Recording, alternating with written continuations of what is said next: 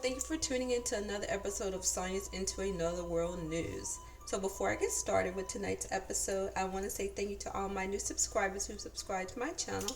I really appreciate the support. I really appreciate all the people who are still subscribed to my channel, who come on to listen to me give my thoughts and opinions about UFO phenomenon, abductions, and all the other weirdness that is out there. So tonight I want to talk about crash retrievals and alien bodies. 5 crash retrievals in particular. That's what I'm going to focus on. One of them you guys already know, which is super famous, Roswell, of course. I'm not going to go into a whole bunch of detail about that one because most of you guys knew about Roswell. I'm going to go into some lesser known crash retrievals. And some of you may know about a couple of the other ones, and some of you may not. But I don't know, those are the ones I picked, and those are the ones I wanted to talk about tonight. So let's get started. So my first crash retrieval that I want to get into is the Cape Girardeau crash retrieval that happened in April of 1941. So this story was told by Charlotte Mann, who was the granddaughter of Reverend William Huffman, who witnessed the bodies and the crash and everything. So the story comes from her. So that's craft or object went down in a field west of the Cape Girardeau airport between Cape Girardeau and Chaffee in Missouri. So he gets a call, the Reverend William gets a call between 9 o'clock and 9:30 to come to this crash site. I guess the police officers and firemen had thought it was an airplane that was going down that had crashed. And also, by the way, nobody saw this thing crash. It was just found there in the field already. They happened upon it.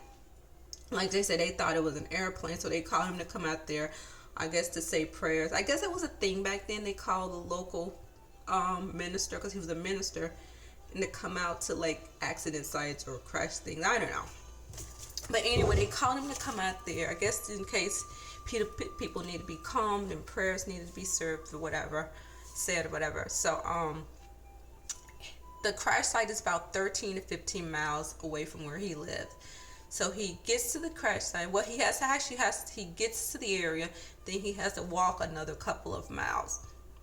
So he gets there, and the police is everywhere, firemen is everywhere. The military hadn't gotten there yet, so there was no military.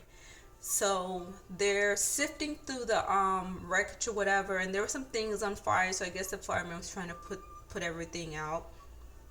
And so he comes upon this crash site. Now I'm gonna read a letter that Charlotte Mann had wrote to researcher Leo Sprinkle.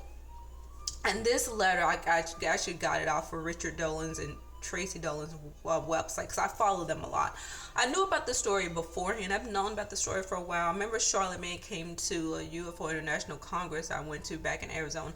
I think it was the last one right before COVID hit. That was the last one. And she came out there to speak, and she talked about this story and her grandfather and everything. So I guess the grandfather gets to the crash site, and I'm going to read to you what he sees. There were 3... Oh, hold on. I got to go back. I fast forwarded.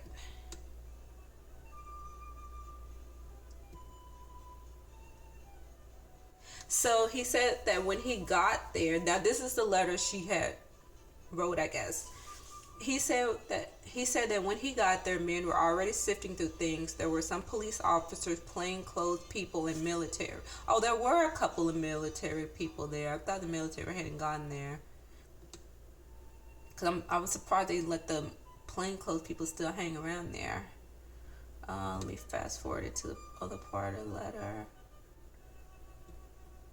He didn't know what had killed them because they didn't appear to have any injuries, and they weren't burnt. It was hard for him to tell if they had on suits or if it was their skin, but they were covered head to toe in what looked like a wrinkled aluminum foil.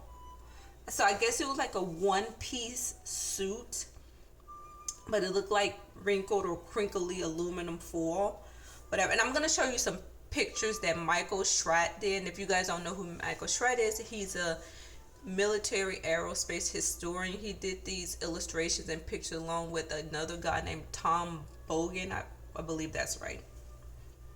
Let's see what else. Move on to the next part.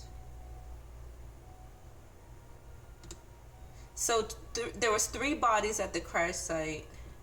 There was 3 bodies at the crash site. 2 of the bodies were close to the object. One of the bodies was thrown further away. So part of the object was the ship was broken up. Basically, there was pieces of material or metal, whatever you wanted, whatever was made out of, scattered everywhere. But there was one big piece that was still intact. And I guess the Reverend poked his head inside and he could see like what looked like a chair with all these knobs and stuff, and it was all smooth and metallic inside. It didn't have any seams, and what else did he say? And I think that was it. And it was like cracked open where he could look inside and see. And so anyway, these bodies were laying on the ground, and he gives a description of them. He said there were several people with cameras taking pictures of everything. 2 of the plainclothes men picked up one of the little men and held it under its arm. A picture was taken. That was the picture I saw later. So I skipped over the other part, giving the description of the bodies. So the bodies were about 3 to 4 feet tall. Where is it? There was no hair on the body that could be seen, no ears, small frame like a child frame, about 4 feet tall, large heads and long arms, very large oval shaped eyes, no noses, just holes, no lips, small slits for mouths, sounds, and basically it sounds like a typical gray. I mean, that's basically what they were describing, a typical gray alien. But yeah, one of the beings that was, I think I may have already said this, but one of the beings that was further away from craft was possibly still alive or whatever. And so then I think I already had read this part. So like I said, some plainclothes officers snap a picture with this. I don't know if they snap a picture with the one that was dead. So they snap a picture with this thing. They hold it up. 2 of the plainclothes officers hold this thing up and snap a picture with it. And I'm not sure if this was the one that was dead or the one that was live, but they took a picture. And so Charlotte, man, they had the picture in her family for a long time, I guess, because she had seen the picture when she was younger. The family had showed it around, and somehow the picture got lost and they never found it again. But yeah, once the Reverend witnessed this, I guess he was shocked, and they called him in to, like, because he's not a priest, so he couldn't say last rites, but they called him in to say some prayers, and he said some prayers and everything. And he went back home and he told his wife, his son, and his brother what he had witnessed, and then I guess it really bothered him, upset him. And then after that, he told him never to speak about it. He had promised his wife that he would never speak about it. That's why Charlemagne had to pry the information from her grandmother to get this story out. But I'm going to show you somewhat of an illustration. And this illustration was on Richard Dolan's YouTube channel. You can go on and watch Richard Dolan Intelligent Design. But this is supposed to be what it kind of looked like. They were holding it up by the arms or whatever, taking a picture with it. Man, if that picture was still around, can you imagine? Oh, that would be awesome. But sadly, the picture got lost. So anyway, the military comes in. They get there on scene. They do their thing. They threaten everybody like they do when people witness crash sites or come encounter with something. They come in, threaten. They're never to speak of this, and you're never supposed to talk about this ever. If you do, something's going to happen, and blah, blah, blah. You know what they do. You know what the military does when people do this. So they evacuate the scene, because they broke everybody up, and then they threaten them separate or whatever. So then they evacuate the scene. Reverend Williams go home. Like I said, he tells his family. Then everybody else is gone home, and the Army Air Force, I guess, takes this thing away or whatever. Now, I don't know where this craft went. I mean, they didn't say where the craft went. Probably to Wright-Patterson. It wasn't called Wright-Patterson at the time, but it's more than likely it's probably where it went to. I think if Wright-Patterson was around by then. But yeah, so that's one of the stories. My thing is, how long does this being live, I wonder, afterwards? I mean, did it die right away? I hope it didn't suffer or whatever. Because I think if, from our history, I wouldn't want to crash in America or whatever during that time. Can you imagine? I don't know. Being in the hands of our military, oh, this just doesn't seem great at all. I mean, they wouldn't know how to care for this being or whatever. Hopefully, I don't know. I think I would just, I don't know. Anyway, we're gonna move on. So yes, that's the Cape Girardeau crash site, whatever, 1941. And it's a fascinating story. I absolutely believe that it happened. Like I said, I saw Charlotte Mann speak at the International Congress a couple of years ago, and her story was amazing. And she seems very credible, very legit, honest, sweet person. When she was up on stage speaking, but I've heard her talk about this on other channels too. So yeah, but that's the Cape Girardeau story. Fascinating story. Too bad that picture's lost. Oh my God, I wish that picture was lost. So the next story is going to be the Trinity Case. And this, I didn't know about this case until I read the book Trinity by Jacques Vallée and Paola Harris. This one I had just recently, not too long, found about. I mean, I've had this book for over a year. And you see all my little sticky notes and pages I marked. So this happened in 1945. And actually not that far off from the Cape Girardeau case. Let me get to my pages. I got stuff all over the place. So yes, this happened in 1945. I believe it was either the dates August the 15th or the 16th. So these two kids, Jose and Remy, and I think Jose was 9 and Remy was 7. So back then, I guess they had their ranch out there in the and this was San Antonio area near San Antonio, New Mexico. This is where the crash happened area, close to their ranch. So I guess the kids were sent out to go check on a cow that was about to give birth or whatever. So the father sends them out because I guess back then they had a lot of, these kids were super smart. First of all, super smart, super intelligent, really great memories. One of the gentlemen has already passed away. I think it was Remy, he's passed away, but Jose is still alive. I believe he became a state trooper, and I think he lives out in Seattle, Washington. But oh my God, they remember so much from that age, from 7 and 9, incredible memories. But I guess these kids had tasks or work that they had to do on the ranch, and they knew their job, so they took horses or whatever. They went out to find this cow that was about to give birth, and so they was out looking for it, and they hear this, like, I think it was like a loud crash or something or whatever, and they go to where they hear this noise coming from, this crash, and they see this, and what they call this, like this avocado shaped object, whatever, that had smashed into, I guess it hit like a windmill or whatever. They don't say what brought it down. Maybe it was lightning, I'm not sure, because it was not raining, but something brought this object down. Maybe it was radar, I don't know.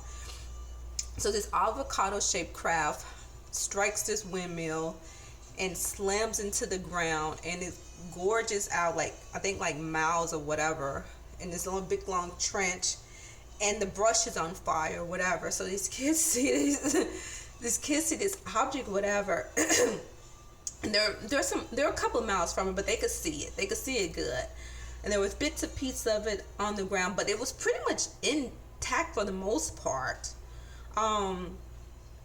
And so they're looking at this thing, and they're wondering what it is and trying to figure out what it is. And I'm not going to give too much of it away for those of you who haven't read the book, so I highly suggest that you guys read the book if you haven't. It's a really, really good book. And so they could see like an opening, and there was like no seams on the outside of the thing. Of course, it looks like this thing has been like molded from like one piece. That's what Bob Lazar said that from the craft he worked on at S4. He said the object, like it had been injection molded. I think that's the term, like molded or melted into one piece. And it's kind of maybe that's what this looked like on the outside, because there was no seams, no rips, or nothing on the outside. I'm sorry about my throat. And so the kids are laying on the ground and looking at this thing, and they see part of the door is open, and they're laying there, and they could see these, and they call them like, they were like 4-foot beings or whatever, and they could see these creatures or whatever, and that's what they called them, creatures. Not necessarily walking, but like they were gliding or forcing themselves to, or willing themselves, that's how the kids explained it, to move back and forth, and they could tell they weren't human or whatever, and they didn't see how many they were, but they were small creatures or whatever.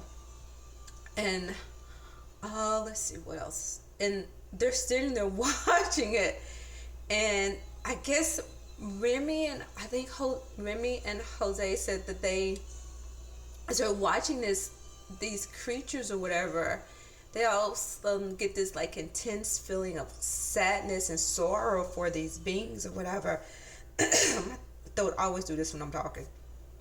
And it's like, the way they explained it, it's like these, I guess, because they wasn't sure if the beings had saw them, the creatures had saw them, but they could see them.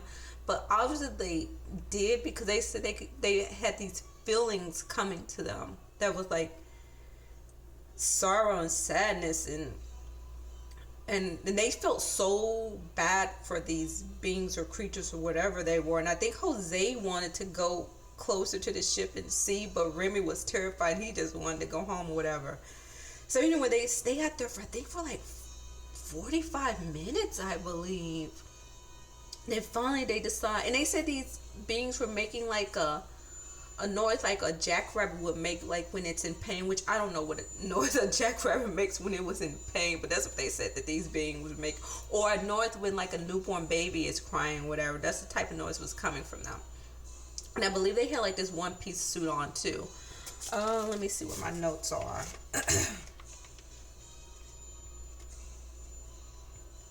So the object was a shiny tinfoil appearance to it too also. And there was a hole in the side, like I said, where the door was open.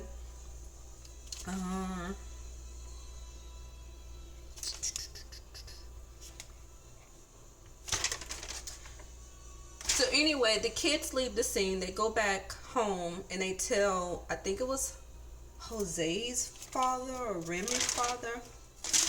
Anyway, they go back and they tell one of the dads. The dad comes back out with his friend to see what they're talking about, and they stay out there and they're gone. Then they come back and they tell Jose and Remy never to talk about this. Don't you ever talk about this.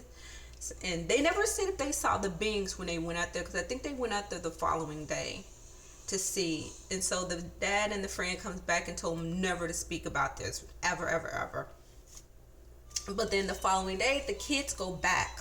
I believe this is the third day. The kids go back out to the crash site. And by that time, the beings were gone. There was no beings there. The creatures, aliens, or whatever they were gone. But I think the military had gotten there or whatever by that point. No, the kids get out there. And I'm not going to tell the whole story because it's really long. I said you need to read the book. The kids get out there and they wait to see if they see the beings or whatever. And I think Jose wants to go inside the craft, but I don't think Remy does. They end up eventually going inside the object to take a piece or something off of the craft and bring it back. But I know when they get back home, the military is at his dad's house. And I believe it was Jose's dad's house. And they were telling them tell him, of course, a lie that some kind of experimental a freaking weather balloon had crashed. Now, Jose's father, whatever, knew what weather balloons looked like because the Army Air Force had been dropping them, so they knew what a weather balloon looked like because they had gave some of them back to the military. They knew this wasn't a weather balloon. So anyway, I think Jose and Remy comes back to the house and they hide the piece of object or whatever they broke off inside the ship. So the military wouldn't find it or whatever. And the military is talking about how they need to get access to their property, how they need to cut a fence. They need to cut into their fence and make a road and all this, can bring all this kind of material. And Jose's father was like, why can't you go the other way? in the military, getting us some ridiculous sad stories, some kind of lines that we need to go in this way, make sure nobody comes out here, blah blah blah. Anyway, they do their thing, they come on scene. And so as far as we know, the beings never came back to the ship. Jose and Remy said they never saw their creatures again. But I do want to give you a description of the the creatures. So let's see. So I'm gonna read to you guys a section in the book. Yet Remy was quite precise. He said they had big bulgy eyes. You didn't even notice the nose because the eyes were so big. They were thinly, thinly means skinny. It was thinly built. Somewhere else he tells Paola, she's Paola Harris, who's the other writer of this book, when she's interviewing them. Everybody calls them the Greys, I guess, but I haven't seen a Grey. So I wouldn't know. His name for them is Campamocha. I hope I'm saying that right. It's spelled Campamoch. Campamocha, Spanish for a praying mantis. He also simply calls them strange looking creatures moving around inside. So I guess it was Remy talking. Jose used another Spanish name for them, Niño de la Tierra, an insect known as a Jerusalem cricket in English. He said they had 4 fingers. They looked under stress. They moved fast if they were able to will themselves from one position to another in an instant.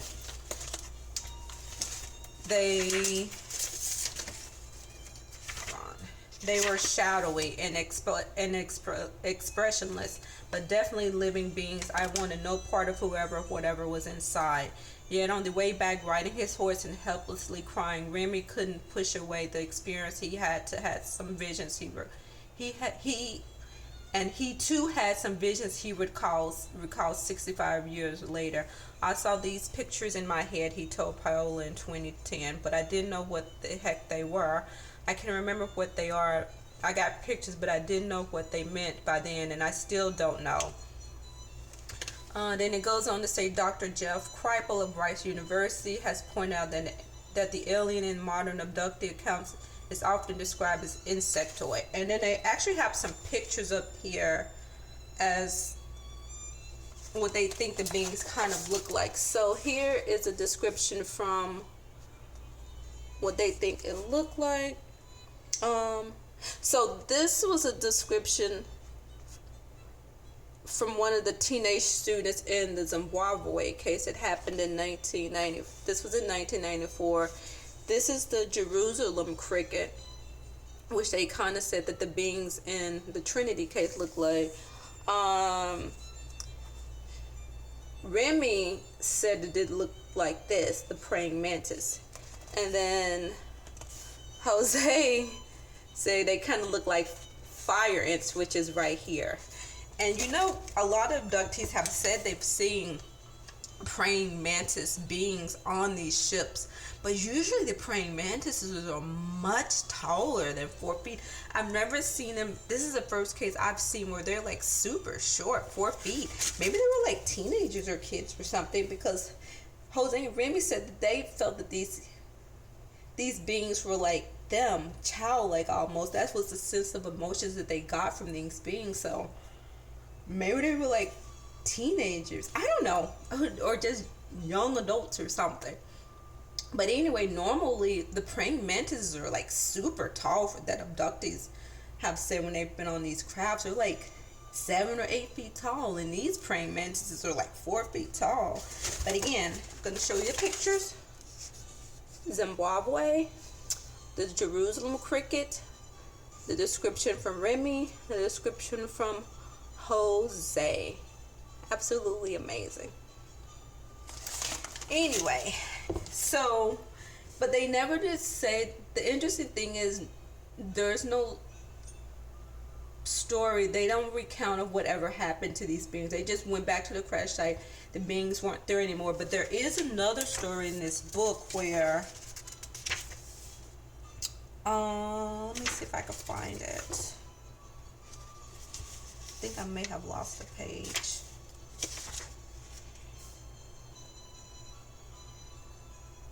So there was another story in this book that kind of maybe the beings may have gotten away. the creatures got in the way, maybe another ship came in and picked them up. Because there was a case where, and I'm going to just read it to you. There is another fantastic element of the case we must take into consideration as we try to objectively summarize the known facts.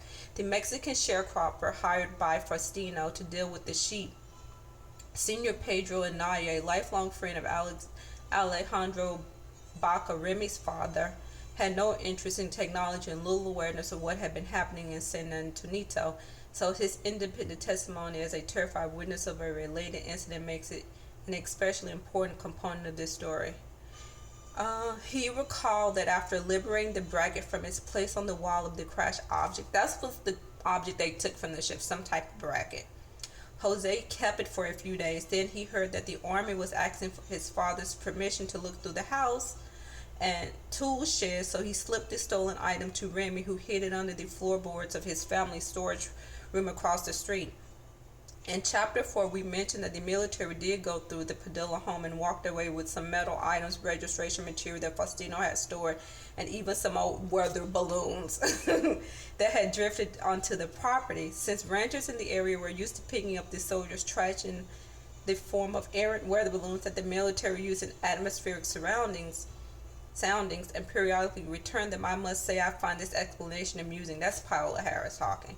Which makes it even more unlikely that they would be easily fooled by a weather balloon reference, as the professional skeptics who still regularly invent such preposterous explanations to dismiss UFO reports for the benefit and peace of mind, academics, scientists, and professionally addicted to elegant shortcuts.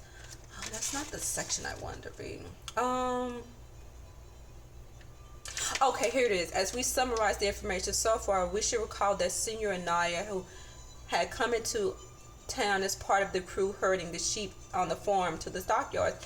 He slept in the storage house and was awakened by a luminous object outside. What was it, by the way, and by some critters in his room who scurried away when he pulled out his rifle. Remy recalls the sheep herder telling his father about it. 3 little ugly guys about 3 feet tall who start to put things in his mind. So that makes me think those are the creatures from the ship. And I got it backwards. So it was Remy's father who we believe went out, not Jose's father, who went out to the crash site or whatever, whose farm they were working on. So yeah, that makes me think that the beings got away because they came to that sheep herder's, I guess the storage house he was sleeping in. Maybe they were looking for the part. I'm not sure, but they were looking for something. Yeah, but the military did come in and take the avocado metallic craft away like they did, but not before Remy and Jose could go in and pull that bracket off the wall. They covered it up, and I'm pretty sure it went back to Los Alamos. I believe that would have been the closing, because this was in New Mexico. Alamogordo, San Antonio again. And it would make sense they would taking it back to Los Alamos, I guess, or White Sands, I believe. I'm not sure.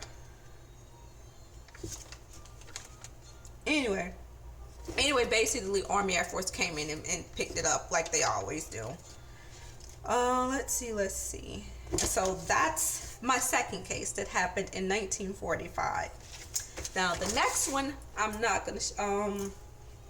You guys pretty much know about Roswell. 1948 June. This object crashes out on Mac Brazel's ranch. He goes out there. He finds all this material. He takes it to the sheriff. The sheriff tells him to call the Army Air Force, and then all hell breaks loose. That's where the lies start. The lies start and continues to this day. The lie just rolls on and rolls on. They put in the paper that the Army Air Force has captured a flying saucer, and then within less than 24 hours, they retract the story and say, "Oh, it's just a freaking weather balloon." Even though Jesse Marcel, who is an intelligence officer who graduated from college, knows what he's seeing. They used that poor man as a fall guy to make him look stupid, that he didn't know a weather balloon from a flying saucer. And why would you do all that for a weather balloon? You threaten people. You go to people's house, threaten them. They held Mac Brazel, I think, in, I would not say jail, but on the military base for almost a week. Why would you do that over a weather balloon? Absolutely insane. And there was a lot of witnesses who they threatened to never to say anything. But so yeah, and again, this happened in New Mexico. So you had um the Trinity case in New Mexico, and then you have Roswell, New Mexico, and then the next one I'm gonna talk about is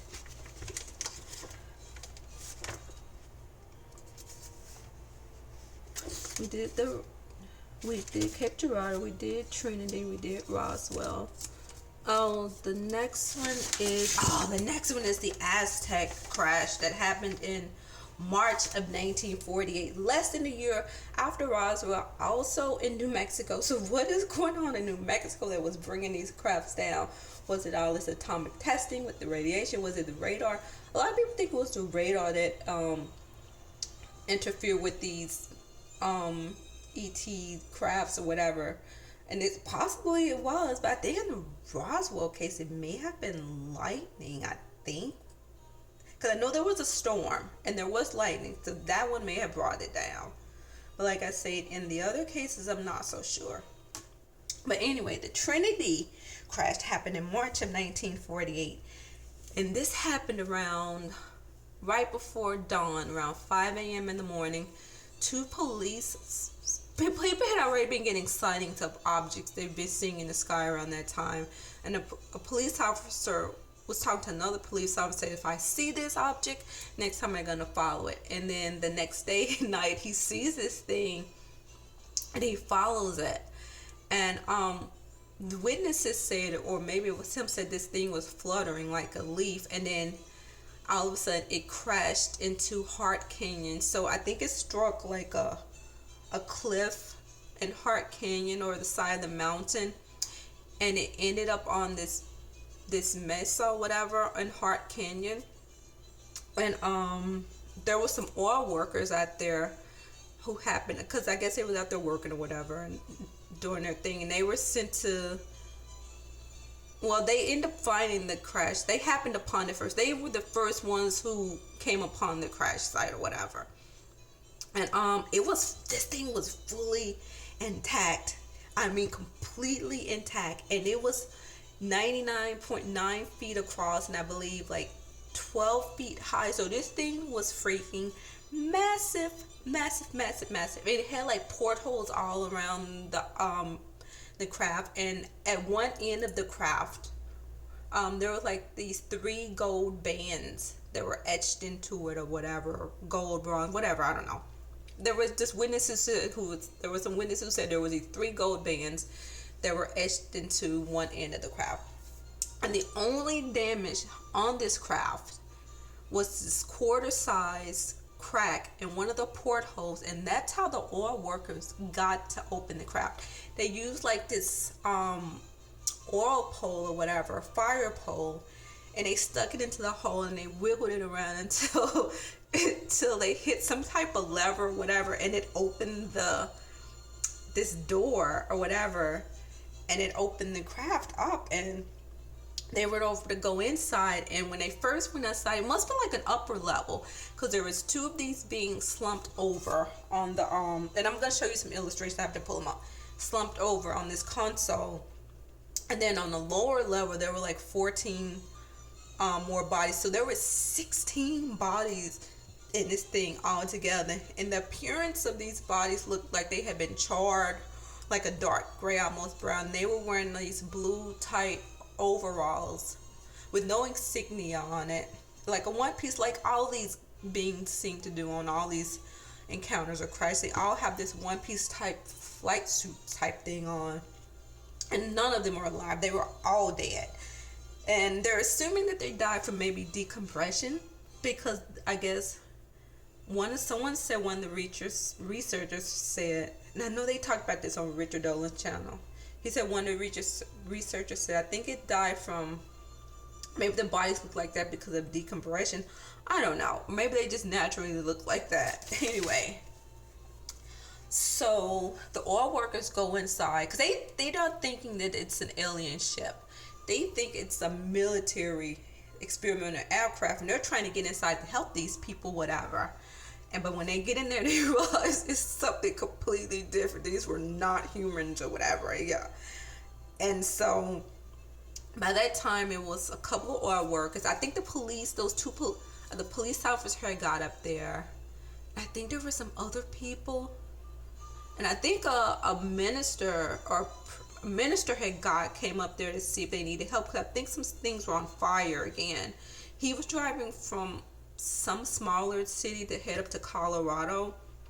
He saw all the commotion was going on. He gets up there to help or whatever, and he's in complete shock. I don't think the military had got there at that point. Let me see if I can pull up some illustrations that Michael Schratt did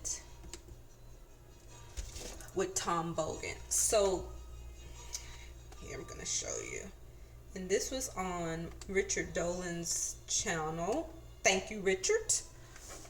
That is an illustration of what the craft looked like. So Michael Schratt with Tom Bogan, they helped draw up this, what they think the craft would have looked like, whatever.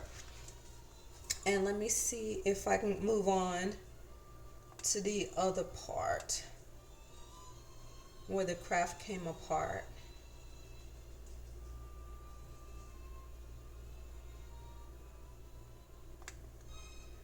So this is a depiction of the oil workers sticking that fire pole in that little quarter-sized hole inside the porthole. And they said the porthole looked like mirrored glass or whatever.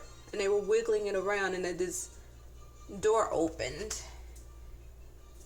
Let me see. And this is what they came upon when they opened the door. You see the bodies slumped over in the chairs, and all the beings were all dead or whatever.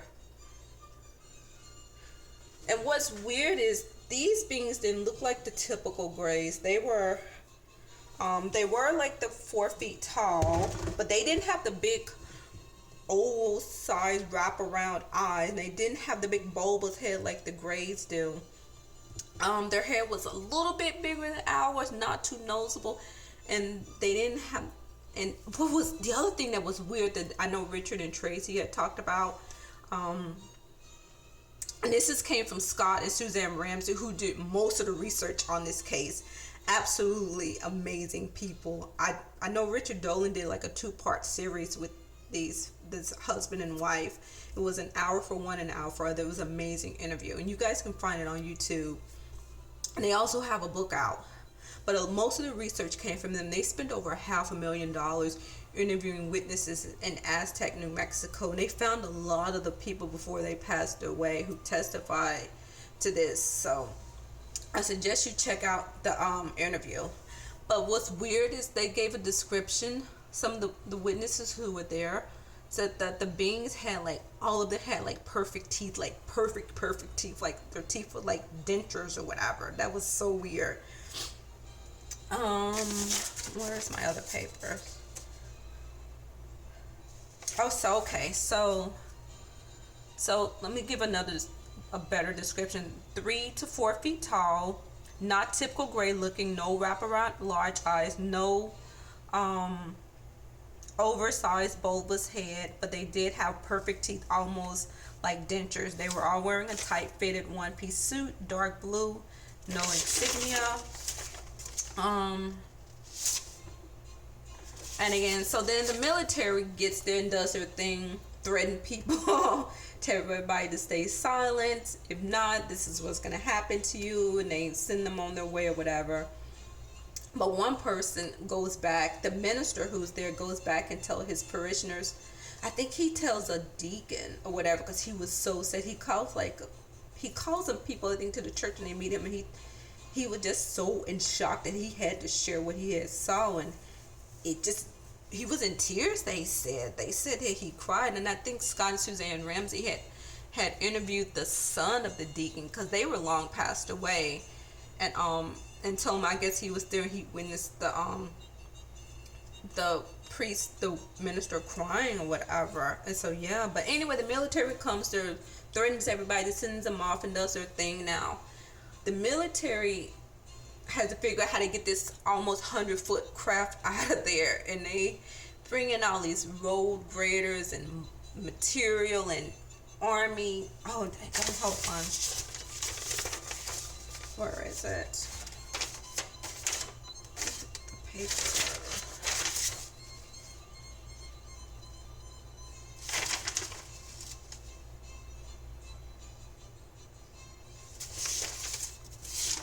Looking for my other notes.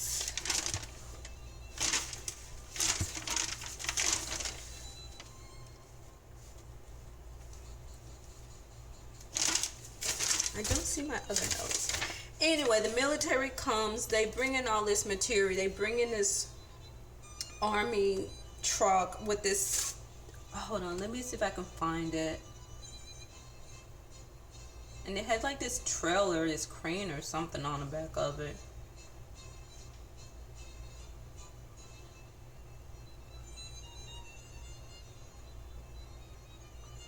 Okay, here it is. So the military gets there, and they're trying to figure out how to separate this thing, how they're going to get this thing down off the side of the mountain or whatever.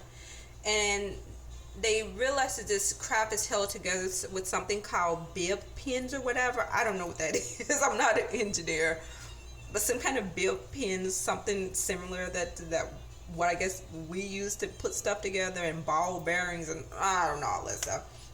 But anyway, they press something on the ship, and it separates into like 3 pie pieces or 3 sections. So it separates from the metal part, and then it divides out, and then that's how they get it out. They load it onto this truck or whatever, and then they had to build all these roads and stuff and get it off the side of the mountain. They covered with a tarp, and I believe this was in they covered it with the tarp, and let's see, that was in Aztec, so I'm assuming this would have went back to White Sands military base or whatever. I'm pretty sure that's where they took it to. So yeah, that's the Aztec. I don't know how that one's not more famous, because that one had a lot of witnesses to it. You had those oil workers, you had the police officer, you had that minister or whatever. I don't know, that one just didn't get the attention it deserved, because there was some other controversy around it that had something to do with Frank Scully and another writer, journalist. Frank Scully was a journalist, and I guess he had scientists that told him about the story. That's how the story came to be. The scientists who were brought onto the scene had contacted Frank Story because they wanted the story to get out there. And the other weird thing is when the military was there, they had to have a nurse there, because the scientists couldn't stay in the ship no more than 20 minutes. If they did, they would get sick, like vomiting and nausea and whatever. So something inside the ship, the atmosphere inside the ship, would make people sick where they couldn't stay in there 20 minutes, no more than 20 minutes. So they had a nurse there. So these scientists would come in and do their research and studies and whatever. But anyway, these scientists, I guess, and we don't know who the scientists were because Frank Scully kept that a secret anyway. And this other journalist by the name of, do I have it on here? Oh, I didn't write it down. But there was another journalist who wanted to write the book with Frank Scully, and Frank Scully didn't want to do it, and this journalist got upset, and then it was always big controversy. He contacted the FBI, and it was just a big mess. You guys have to follow the story. I say listen to Richard Dolan's interview he did with Frank and Scott and Suzanne Ramsey, and then you'll see what I'm talking about. It's like a long whole story with the FBI and the judge and stuff, and maybe that's why the story didn't get out there, because it was so much negativity around it. But yeah, Scott and Suzanne Ramsey did an amazing job on finding witnesses in New Mexico around that time, witnesses who were willing to talk. So the last story happened in Kingman, Arizona, not New Mexico this time, but Kingman, Arizona. And this one, I couldn't find a whole lot on this one, so I did find Richard Dolan talked about this one a lot. I wasn't familiar with this, so thanks for Richard Dolan for bringing this one up to attention. So this happened in Where's my other notes? I got notes everywhere. This happened May 18, 1953. And this was not a crash landing. What is weird about this one, this was a forced landing by I guess our military, which I don't see how that happened. 1953. It says not a crash landing, forced landing. And the source of this story was retired Colonel Wendell Stevens, Harry Drew Raymond. Okay, so the retired source of this was retired Colonel Wendell Stevens. And then the people who interviewed him was Harry Drew Raymond Fowler and Wendell Stevens. And I guess the colonel was the primary witness there. No, hold on. I'm getting this backwards. Sorry about that. So the source of the story was retired Colonel Wendell Stevens, Harry Drew, and Raymond Fowler. They interviewed the primary witness on the case, who was an atomic bomb scientist who was at the scene, Arthur G. Stansel. He worked at Wright-Patterson at the Air Material Command Air Force Base. So this craft was 100% intact. No damage whatsoever. And supposedly this thing was forced down. The craft was 30 feet in diameter, 14 feet tall. It was embedded in the sand. And all the beings on this craft were still alive. There's no really good description of the beings, so the military or somebody, I just don't see how they forced this object down. I'm kind of iffy on that part, but I don't know. So there were 4 humanoid beings found near the craft once it was down. And I guess the way they did this, the beings were standing outside the ship, and there was 4 of them. There was one being standing in front of the other 3, which they considered it was the commander of this craft. And the commander of the craft had some back and forth conversation. Now, I don't know if this was telepathic or if these beings spoke English. Like I said, there was not a whole lot. But anyway, they came to agreement. The commander of the craft was like, I'll go with you only on one condition, if you don't separate us. And he talked, and I guess he was talking to the lead person of the military that was there. So the beings ended up going with them. Oh my God, So, let's see. So the description of the being said their eyes were slightly farther apart than ours, and they had pointed chins. And then their heads, you take a man that's 5 feet 10 inches. Their heads came up, I guess, to a 5 foot man 10 inches shoulder. I think that's the way they explain it. Anyway, these beings went with these military. I just think about how awful that is. They force you down in 1953, and I mean, you would think they have to have seen our history. I mean, we've had awful history with each other, how we treat each other on this planet, the Holocaust, the Rwanda massacre, American history and stuff, and you want to go with the American military? I mean, I guess they didn't really have a choice in the matter. I don't know. I don't know, man. I just think if they went with these, my thing is, what happened to these beings? They were all alive. If this story is accurate and as true as I'm reading it, what happened to these 4 beings? Did they lock them away somewhere permanently? Did they experiment on these people? Did these beings get to go home? I mean, I don't know. I feel so bad if they did. The military took them and just locked them away somewhere like Area 51 or under the Dulce, New Mexico base. You know, that secret base they said that's under Dulce, New Mexico, whatever. I don't know. But then they say there are humans and aliens working together under this mesa in Dulce, New Mexico. So I don't know. I'm hoping for the best for these beings, or wherever they came from. But anyway, so the beings went with them or whatever, and then there's nothing else. They don't say what happened to them. Nothing. They don't say how they took them away, or I'm assuming they took them away in some kind of military transport or whatever. These 40 scientists were brought to the scene from Indian Springs airfield. They were only there for 1 hour. So you bring 40 scientists on a bus from Indian Springs airfield. Only that they bring each scientist off by their expertise, and they only spend a few minutes. I mean, how are you going to learn anything? And then they shuffle them back on the bus, and they had to pledge their secrecy or whatever. You know how like the military did, you're never going to speak about this or whatever. Then the military had to figure out how to get this thing out of there. Then this was in Kingman, Arizona. The craft was transported by an M25 tank transport along an 18-wheeler. I guess with a tractor back, an 18-wheeler in the back of it. There was some kind of cradle made for the object on the back of the trailer because they had to keep it sitting upright because it wasn't flying. They didn't have the aliens to fly it, so the object was so they couldn't get the object across, I guess, the Hoover Dam Bridge, something to do with the lights or whatever. It wouldn't fit across there. So then they had to figure out how to get it across the Colorado River next to the Hoover Dam. So they bring this barge in. There you have the truck on. They drive the truck onto the barge with the craft on the back.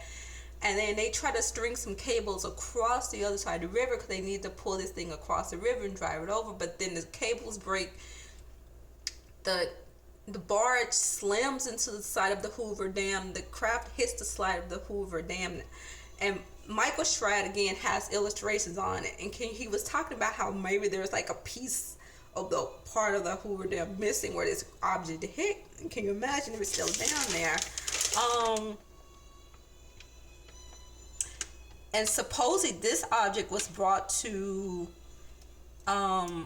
Area 51, Groom Lake at the time, but there was Michael Schrad again. He said there was a controversy surrounding it because at that time there was no Area 51, but another researcher there was, but it wasn't like the Area 51 we know today. It would have been maybe just like some small operational facility. So it's possible, but according to Michael Schrad, the U-2 spy plane didn't start flying out of Groom Lake until 1955, but supposedly that this craft was brought there in 1953. But it's possible. I mean, it's highly possible there were some small operating facilities out of Groom Lake or Area 51 back then.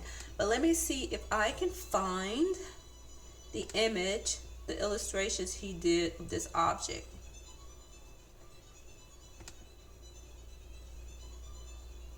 Michael Schrad and Tom Bogan, this is a friend of his. They do some amazing illustrations. I mean, absolutely amazing. So this is an image of the Kingman, Arizona. Some illustrations he did, and you can see there's like some grooves.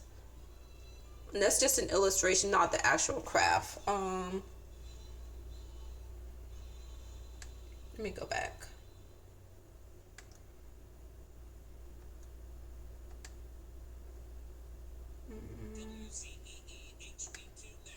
Okay, so yeah, that's the illustration he did. You can see like there's some grooves going around it, and then there's like the little door or whatever.